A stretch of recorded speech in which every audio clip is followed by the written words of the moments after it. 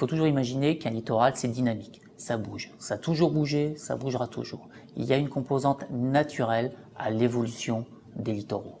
On voit bien que le changement climatique a un effet qui est indirect. Ça ne va pas être tant le réchauffement de la température qui va modifier cette dynamique du littoral, mais plutôt ses effets secondaires.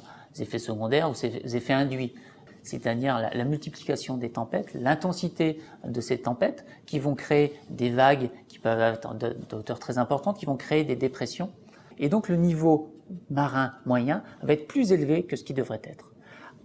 Et à la question de est-ce qu'on connaît actuellement le mouvement en chaque point de la côte, eh bien je répondrai non.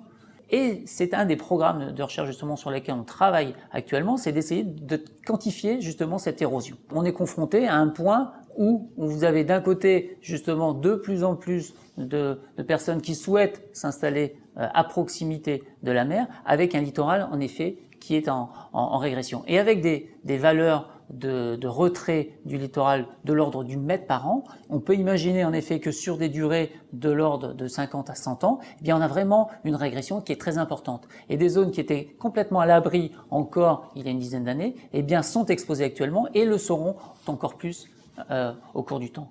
Peut-on lutter contre cette érosion du littoral ? Eh bien, on ne peut pas lutter contre l'érosion naturelle du littoral.